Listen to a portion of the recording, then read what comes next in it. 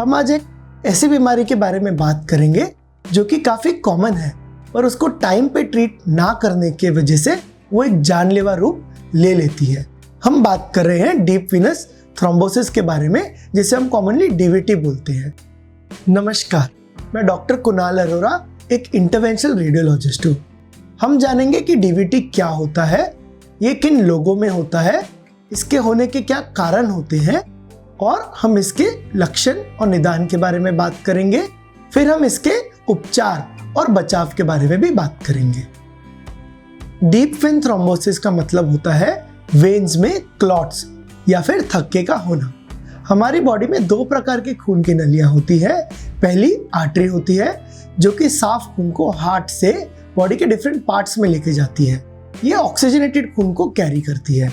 दूसरा, डीऑक्सीजनेटेड खून को कैरी करने वाली या खराब खून को कैरी करने वाली नलियों को हम वेन्स बोलते हैं। डीप वेन थ्रोम्बोसिस 80 to 90% पैरों की वेन्स में होता है, जबकि वो हाथ की वेन्स में भी हो सकता है। पैरों की खून की नलियों को भी दो भागों में डिवाइड किया गया है। पहला जो स्किन के नीचे होती है, जो कि सुपरफिशियल वेनस सिस्टम होती है। दूसरा जो अंदर की तरफ होती है, जिसे डीप वेन्स बोलते हैं। डीप वेन साइज में बड़ी होती है और वो खून को डायरेक्टली हार्ट की तरफ लेके जाती है। जब डीप वेन्स में क्लॉट्स बन जाते हैं तो खून का प्रवाह बंद हो जाता है। उस वजह से पैर में सूजन और दर्द चालू हो जाता है। जब ये क्लॉट्स बढ़ने लगते हैं तो वो ऊपर की तरफ जाते हैं और वो उनके कुछ टुकड़े हार्ट या लंग में भी उड़कर चले जाते हैं। जब लंग्स में ये टुकड़े जाते हैं तो ये गंभीर बीमारी का रूप ले लेते हैं, जिसको हम पल्मोनरी एम्बोलिज्म बोलते हैं। आपको जानकर आश्चर्य होगा, पर सडन डेथ का second most common cause pulmonary embolism ही है। इसके लिए डीवीटी के लक्षण को टाइम पे पहचानना और उसका इलाज करना काफी महत्वपूर्ण होता है। अब हम जानेंगे कि डीवीटी होने के क्या कारण होते हैं। डीवीटी होने के दो कारण होते हैं। जब नॉर्मल खून के प्रवाह में परिवर्तन होता है तब डीवीटी होता है। पहला, जब नॉर्मल खून का प्रवाह रुक जाता है, जैसे कि इंजरी, एक्सीडेंट या पोस्ट ट्रॉमेटिक केसेस में, तब डीवीटी हो सकता है। दूसरा, जब ये प्रवाह धीरे या स्लो हो जाता है। ये उन लोगों में देखा जाता है जो ज्यादातर इमोबिलाइज्ड या एक ही जगह पर बैठे रहते हैं, जैसे कि बेड रिडन पेशेंट्स या लॉन्ग डिस्टेंस ट्रैवल करने वाले पेशेंट्स उनमें। इसके अलावा डीवीटी जब खून गाढ़ा हो जाता है या हाइपरकोएगुलेबल हो जाता है, उन केसेस में भी देखा जाता है। डीवीटी को हम अनप्रोवोक्ड और प्रोवोक्ड कॉजेज में भी डिवाइड कर सकते हैं। अब हम जानेंगे कि डीवीटी होने का खतरा किन पेशेंट्स में ज्यादा होता है या इसके क्या रिस्क फैक्टर्स होते हैं। वैसे तो डीवीटी हर उम्र के पेशेंट को हो सकता है, पर 60 साल से ज्यादा के व्यक्ति को इसमें होने की संभावना ज्यादा होती है। और वो पेशेंट्स जो कि काफी समय से एक ही पोजीशन में रहते हैं, जैसे कि बेड रिडन पेशेंट्स जो कि आईसीयू में हो, या पोस्ट सर्जिकल पेशेंट्स जैसे कि hip replacement, knee replacement, spine surgery या न्यूरो सर्जरी वाले पेशेंट्स जिनको कंप्लीट बेड रेस्ट एडवाइस होता है, उन पेशेंट्स में इसकी होने की संभावना ज़्यादा होती है। या अगर आप कोई लंबे समय तक ट्रैवल कर रहे हैं, 6 से 10 घंटा, जिसमें आप एक ही पोजीशन में बैठे हैं, चाहे वो रोड से हो, ट्रेन से या फिर फ्लाइट से, तो आपको ये होने की संभावना ज़्यादा होती है। इसके अलावा मोटापा, धूम्रपान करना, कई कैंसर्स का होना या फिर इन्फ्लेमेटरी बाउल डिजीज में डीवीटी का रिस्क बढ़ जाता है। कई हेरिडिटी कंडीशंस या जेनेटिक कंडीशंस या हाइपरकोएगुलेबल स्टेट जैसे कि प्रेगनेंसी या फिर कोई मेडिकेशंस जैसे कि गर्भ निरोधक या ओसी पिल्स लेने पे भी डीवीटी का रिस्क बढ़ जाता है। अब जानेंगे कि डीवीटी के लक्षण क्या होते हैं। डीवीटी के लक्षण दो प्रकार के होते हैं।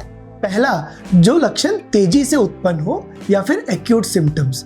इसके अंदर पैर का सूजन आना या फिर पैर में दर्द होना, ये दोनों ही लक्षण पेशेंट को अचानक महसूस होते हैं और इसकी तीव्रता काफी ज्यादा होती है। इसके अलावा अगर आक्रामक डीवीटी है तो पेशेंट्स को पैर का रंग में बदलाव होना या पैर का लाल हो जाना और पैर में गर्मी होना जैसे सिम्टम्स देखने को मिलते हैं। अगर पेशेंट को डीवीटी के साथ में पल्मोनरी एम्बोलिज्म या क्लॉट्स लंग में उड़ के चले गए हैं तो पेशेंट को सांस लेने में तकलीफ और छाती में दर्द होने जैसे सिम्टम्स आते हैं। दूसरा, अगर पेशेंट्स को लंबे समय तक रहने वाले लक्षण जो कि क्रॉनिक सिम्टम्स हैं वो देखे जाते हैं, जिसमें पैर में कंटिन्यूअस दर्द रहना, पैर में सूजन रहना या पैर में खुजली होना या पैर का रंग बदल जाना और सेकेंडरी वेरिकोज वेन्स डेवलप होना और पैर में घाव होना जैसे सिम्टम्स देखे जाते हैं। अब हम जानेंगे कि डीवीटी का निदान कैसे किया जाता है। डीवीटी का निदान पेशेंट्स के लक्षण, चिकित्सा इतिहास और चिकित्सा परीक्षण के आधार पर किया जाता है। इसके बाद पेशेंट के लिए सबसे महत्वपूर्ण जांच होती है पैर की सोनोग्राफी या डॉपलर टेस्ट। ये जांच में हम पैर में खून की नली को और उसके खून के प्रवाह को देखते हैं। इसमें विभिन्न पैरामीटर्स को हम एनालाइज करते हैं, जैसे कि क्लॉट किस साइज का है, क्लॉट किधर से किधर फैला हुआ है और क्लॉट किस स्टेज में है। ये पैरामीटर्स के आधार पर ही हम ट्रीटमेंट को डिसाइड करते हैं। कई पेशेंट्स में हमको सीटी या एमआरआई वीनोग्राफी भी पेशेंट्स में करनी पड़ती है। ये जांच में हम वेन्स की मैपिंग करते हैं, जो कि पैर से लेके हाथ तक वेन्स को हम स्क्रीन करते हैं और उसमें क्लॉट कहाँ फैला है उसके एक्सटेंशन को भी देखते हैं। इसके अलावा कुछ खून के जांच जैसे डी-डाइमर टेस्ट भी हम करवाते हैं। अगर आपके क्लॉट्स लंग तक फैल गए हैं तो आपको हार्ट की 2D इको या सोनोग्राफी भी करनी पड़ती है और इसके साथ में सीटी पल्मोनरी एंजियोग्राफी, जो कि लंग्स में खून के नली की जांच होती है, उसको करना पड़ता है। डीवीटी का उपचार कैसे किया जाता है? डीवीटी का उपचार पेशेंट्स के लक्षण पर निर्भर करता है। अगर पेशेंट्स को एक्यूट सिम्टम्स है या तेजी से बढ़ने वाले सिम्टम्स है और वो माइल्ड स्टेज में है, तो पेशेंट्स को मेडिकल मैनेजमेंट ऑफर किया जाता है। मेडिकल मैनेजमेंट में पेशेंट को खून पतला करने वाली दवाइयाँ या एंटीकोएगुलेशन ड्रग्स दिए जाते हैं।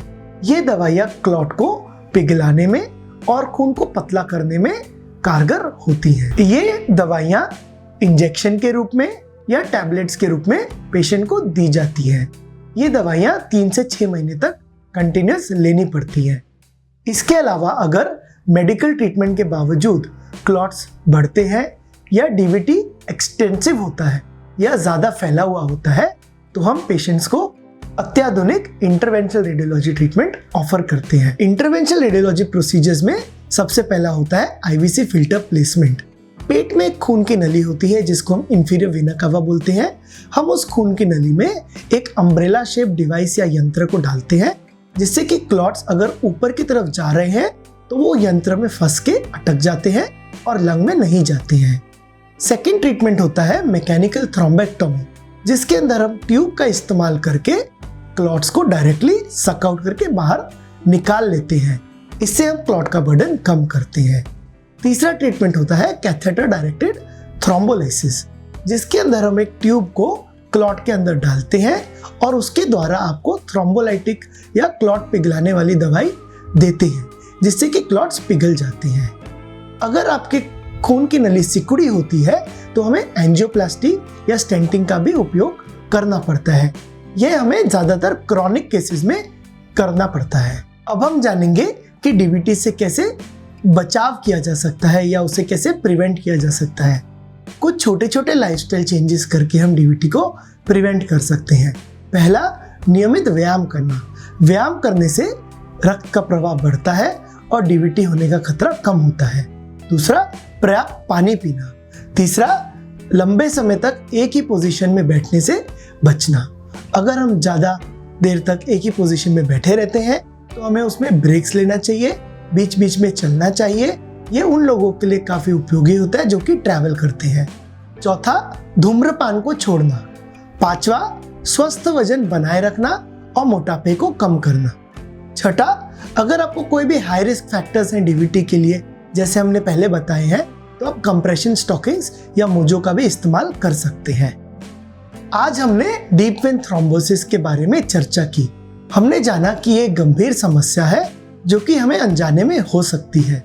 हमें अगर इसका ट्रीटमेंट टाइम पे नहीं लेते हैं तो हमें कॉम्प्लिकेशन जैसे कि पल्मोनरी एम्बोलिज्म भी हो सकता है।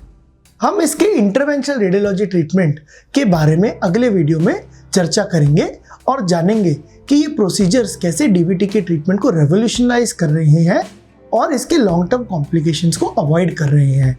अगर आपको हमारे इस वीडियो के रिलेशन में कोई भी क्वेश्चंस या डाउट्स है तो आप हमें संपर्क कर सकते हैं। आप हमारे चैनल को सब्सक्राइब करके हमसे जुड़े रह सकते हैं। Thank you.